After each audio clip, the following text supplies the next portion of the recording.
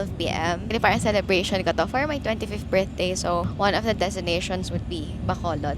And then, next is Dumaguete. And then from there, muna tayong Siquijor. Went for this. Okay, finally. Try ko na. Sobrang sarap. Sobrang crunchy nung labas at hindi super tamis.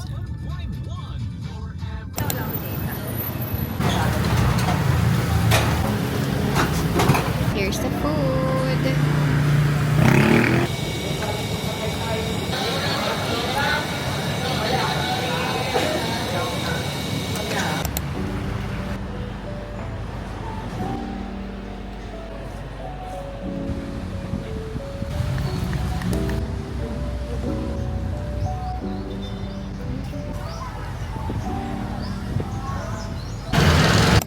Freshen up lang kami and we're ready na ulit lumabas to go to Art District. Unfortunately, closed ang The Ruins, which is disappointing kasi isang araw lang tayo dito tapos closed pa siya. May pinapabili si Angelo sa mga.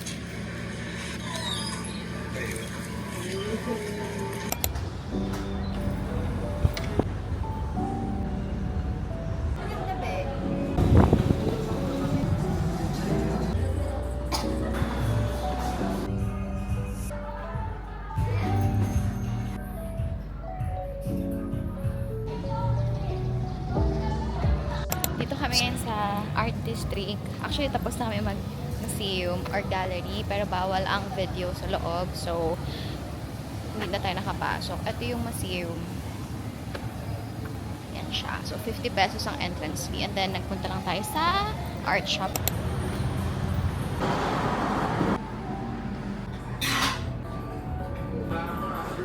Dito tayo sa Gorda. Light dinner lang and coffee since hindi pa tayo nakapag-coffee the full day. I'm having iced oat latte. Sarap. I like it. Here's the food.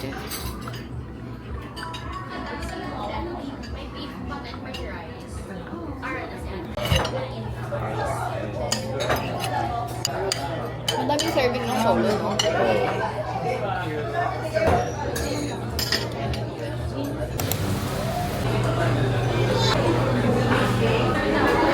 One in Bacolod. Stop by Kalea, sabi nila. Try namin yung bestseller. Ano yung bestseller? Chocolate mud pie. Since kaka-dinner lang namin, I think perfect time for dessert. Ang in-order namin is chocolate mud pie and frozen mango royal. Andito na yung order namin. So, medyo malaki pala yung cake. Pero ang mura niya. So, nagulat ako sa size. Look at this. Laki niya. Ito yung chocolate mud pie. Ito yung frozen mango.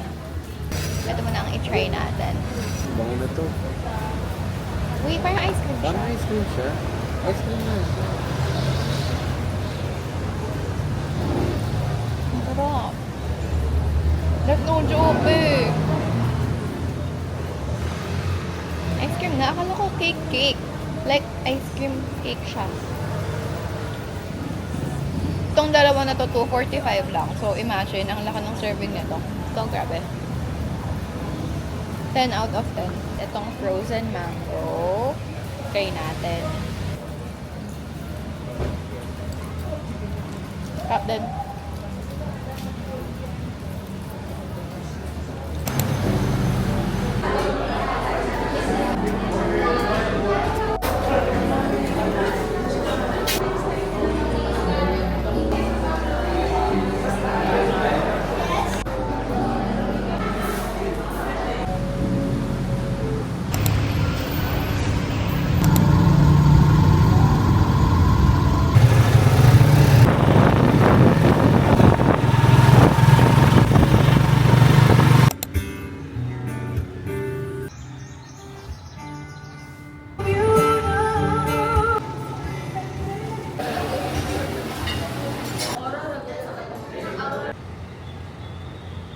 kami sa Buglas Isla Cafe. Quick lunch lang kasi hindi pa kami kumain. So, umalis kami ng Bacolod ng 6:30 a.m. Then kami ng Dumaguete ng 12:30. So, parang exactly 6 hours na biyahe from Bacolod. Ang pamasahe, parang 510 pesos. So, not bad kasi honestly, ang luwag ng bus, no? Parang terminal to terminal. So, hindi ka mawawala kasi ang lapit lang ng terminal sa mga hotels. Pagdating mo ng terminal sa Dumaguete, parang magka-tricycle ka na lang, which is like 60 pesos. Ayun, check-in is at 2 p.m. Kain muna kami dito. Thank you. Here's the food. Chicken and waffle. Then burger steak. Actually, ang dami niya rin.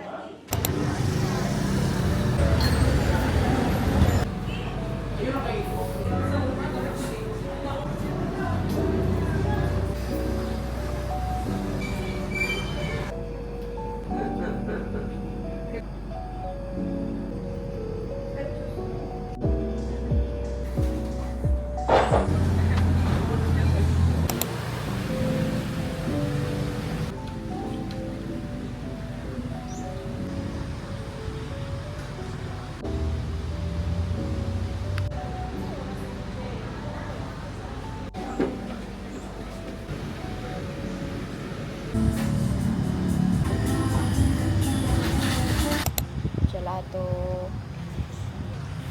Uy, akin to ah. Girl, ako nag-picture niyan. Ako- Dito kami sa The Henry. Merienda lang. So, ngayon, kumakain tayo ng gelato while waiting for the pizza. Tapos, bumili na rin tayo ng coffee since for this day, wala pa tayong kape. Inaantay namin mag-sunset. Lasang nerds tong mixed berry na. Sobrang ganda dito sa The Henry. Actually, resort siya. Pero, pagpasok mo, para mga restaurant muna yung nasa harap niya, ganon. Maraming options. Tapos sa likod niya, yung red door, doon yung resort. Sige. Hindi ko yun ikakat. Here's the food. So good. Pag yung mataba, ayoko. Depende, ang laki pa rin kasi nung crust kahit manipis. Pero manipis. I think ito yung trip na pinakamarami ako nakain. No joke.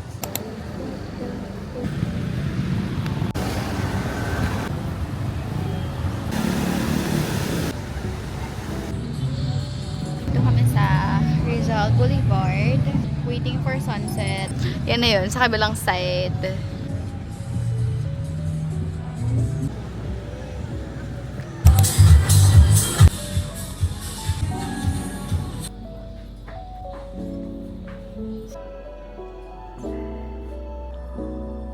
Together.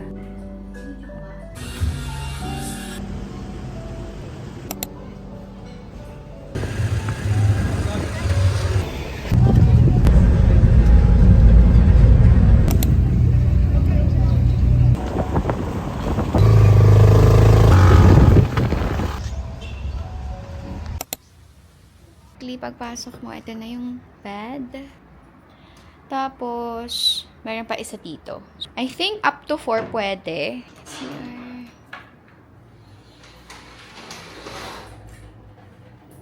And then shower area.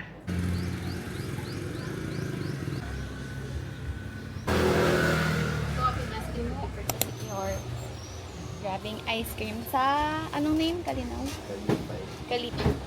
Kalipay. Sarap niyang bali. Sarap. Ako na lang mango. So, di ba nag-ferry kami from Dumaguete? So, sa Ocean Jet kami. Parang around 40 minutes lang or 35 minutes yung biyahe. Sobrang bilis. Nag-tricycle kami. Tricycle kami going to Monkey Business. 350 pesos. So, reasonable kasi ang layo pala ng port sa San Juan.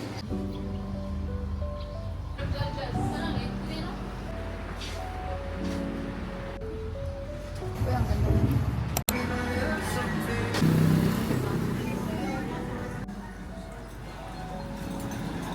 Hindi ako ganun. Sarap.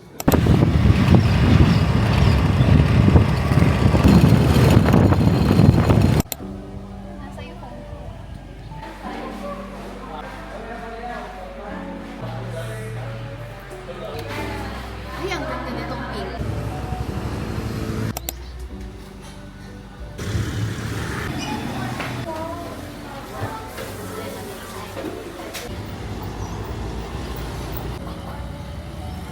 Over kami dito sa Cafe Infinite. Galing kami sa Seychelles Museum. So, papunta kami dapat ng U-Story pero nadaanan namin to.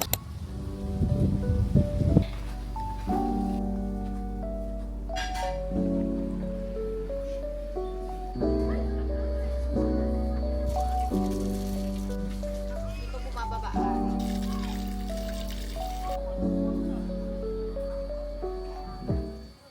Waiting for lunch. Dito kami sa U-Story. U-Story is a resort. Tapos may malaking restaurant. Open for walk-ins. Pero yung pool is for in-house guests lang. Ang mahal ng entrance fee parang 1,000. And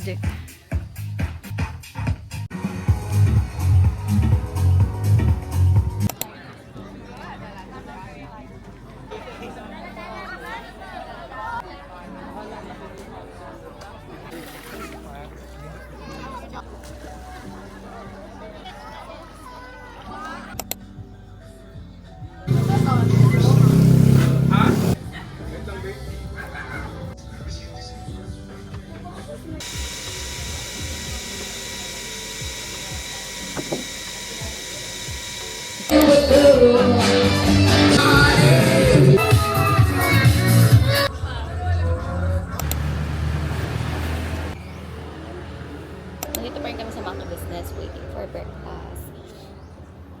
And then, after nito, punta kami sa Lazi. Tapos, Falls. Ang aga pa parang wala pang 8 a.m. Pero walang araw, no? Hopefully, hindi umulan katulad kagabi na medyo umaambon-ambon. Pero, Calamansi. Enjoy your breakfast. Thank you! Anong next ko sasabihin? So good! Pancake. Love ni Nisa.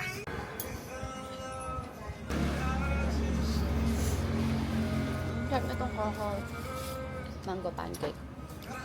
Ako nang iyon. Ako na, ito yung specialty nila.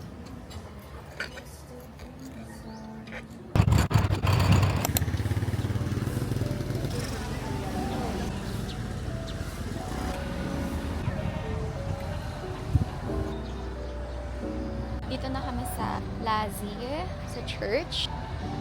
Ang laki niya, honestly, in person.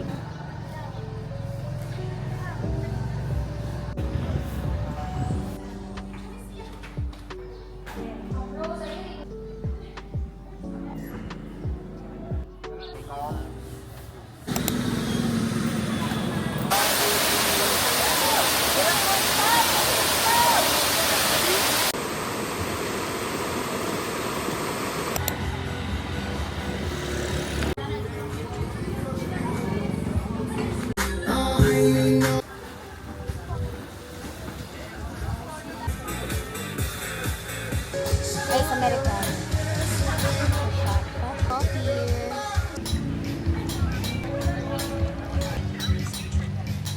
Sarap.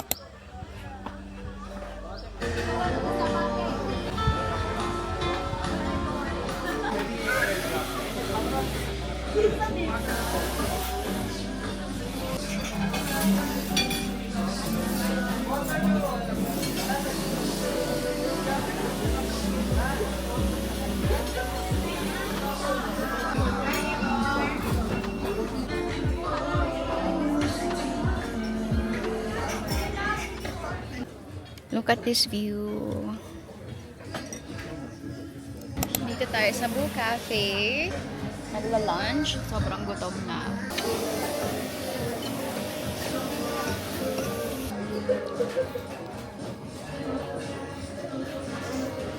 Sige ba? Let's eat na.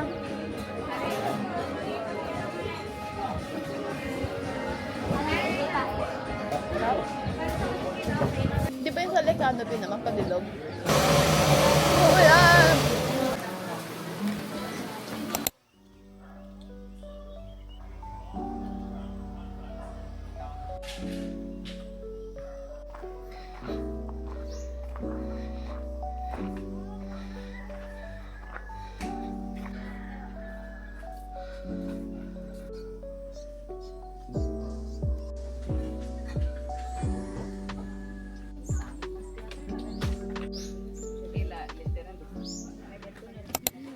Nandito pa rin kami sa taas. Lumipat na kami sa Lacano Pier.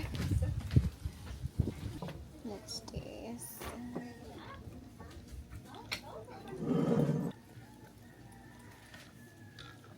Masarap na sa akin. We're having lemon cake.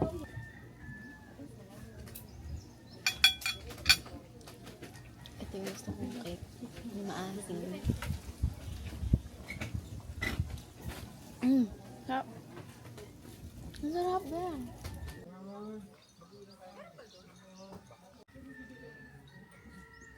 Nakuha na ko na maayos.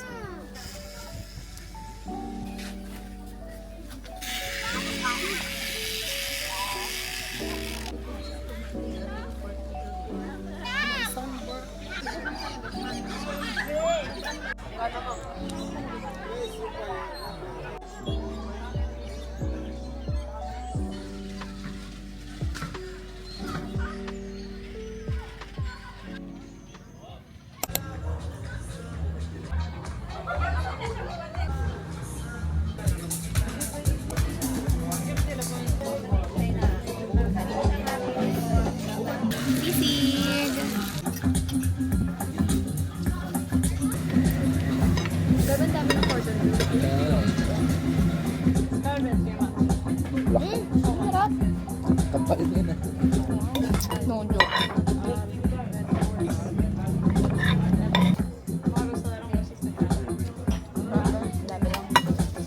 Morning! It's our third and last full day here in Siquijor and nandito kami ngayon sa Shaka. Magko-coffee lang since nagustuhan ko yung Shaka Ice Latte. Ang lilim dito sa Shaka kaya maganda rin tumambay.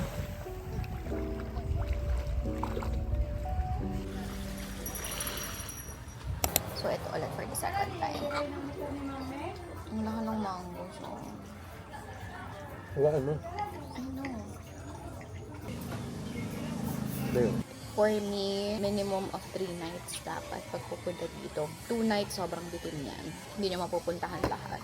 Kaya if medyo hindi ka bilis mapagod, pero kung gusto mo laging may rest in between, hindi mo mapupuntahan lahat in 3 nights kasi layo-layo ka. So, if hindi ka marunong magmotor, gagastos sa pamasahe sa tricycle. It's either mag-hire kayo ng tour guide or magka-tricycle kayo.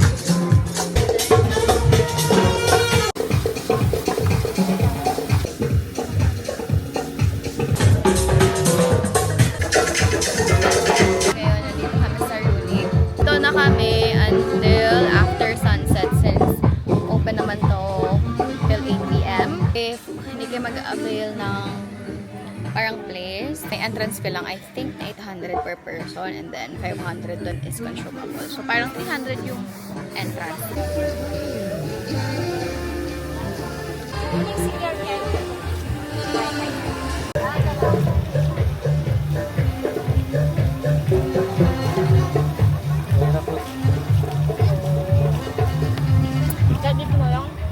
Yeah, iwan na lang po sa bibig. Na lang po kasi may kasha.